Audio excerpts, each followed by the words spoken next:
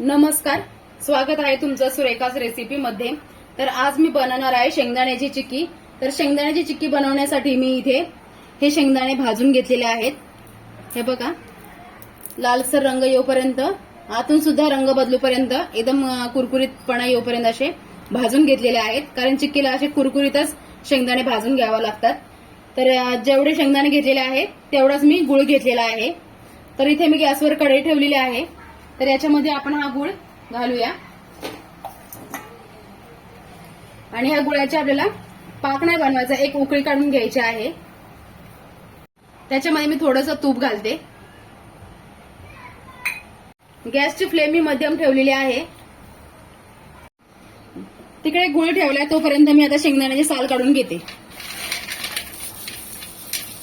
तर हे बघा, शेंगदाण्याची साल मी काढून घेतलेले आहेत आणि आता हे शेंगदाणे मी इथे मिक्सरचं मोठं भांडं घेतलंय, त्याच्यामध्ये हे शेंगदाणे टाकते।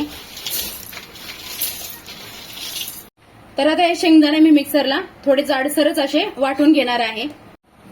तर हे बघा, शेंगदाणे मी हे बघा थोडे जाडसरच ठेवले, एकदम पूड नाही करायची, अशा पद्धतीने ठेवलेले आहेत। तर इथे मी पोळपाट घेतलेला आहे। तर ह्या पोळपाटाला मी आता तूप लावून घेणार आहे।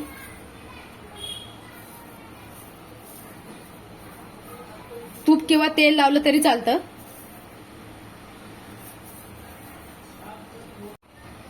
आणि हे तूप किंवा तेल एकदम व्यवस्थित लावायचंय, म्हणजे आपल्याला ही चिक्की जी आहे ती या पोळपाटावर लाटून घ्यायची आहे। ती खाली अजिबात चिटकली नाही पाहिजे, म्हणून व्यवस्थित लावून घ्यायचं आहे। आता हे बघा, आपला गुळ आता पातळ व्हायला सुरुवात झालेली आहे आणि हा गुळ जो आहे तो मी चिक्कीचाच गुळ घेतलेला आहे। तर हे बघा, आपल्या गुळाला आता बुडबुडे यायला लागलेले आहेत। एक उकळी आली की मग आपण याच्यामध्ये शेंगदाण्याचा कूट घालणार आहोत। तर हे बघा, आपला हा गुळ आता उकळलेला आहे।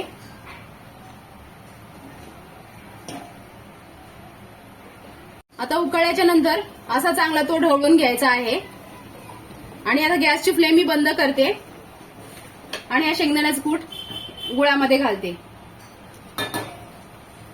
थोडा थोडा घालायचा आणि मिक्स करून घ्यायचं।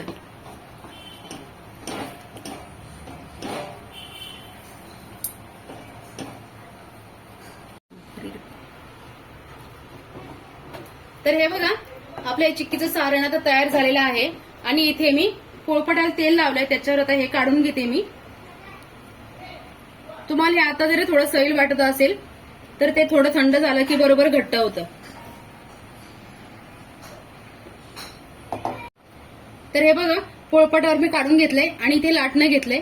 तर या लाटण्याला मी आता तूप लावते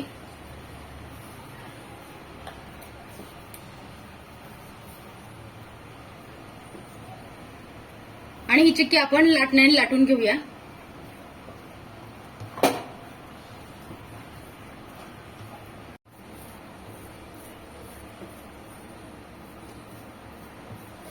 जास्त पातळ पण नाही लाटायची आणि जास्त जाड पण नाही ठेवायची।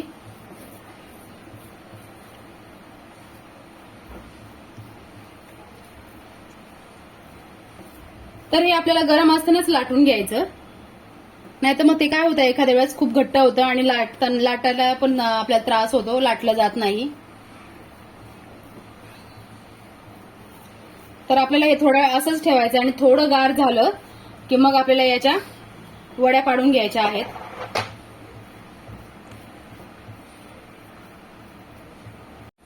तर हे बघा, ही चिक्की लाटून घेतलेली थोडीशी गार झालीये, जास्त गार नाहीये, हाताला अशी गरमच जाणवते। त्यावेळेस आपल्याला ही कापून घ्यायची आहे आणि त्याच्या चौकोनी चौकोनी वड्या पाडायच्या आहेत।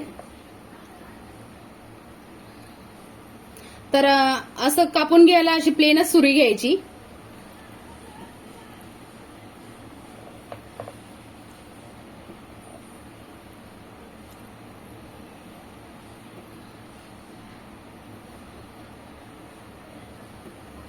तर हे बघा, आपल्या मी चिक्कीच्या वड्या पाडून तयार आहेत। तर तुम्हाला मी काढून दाखवते।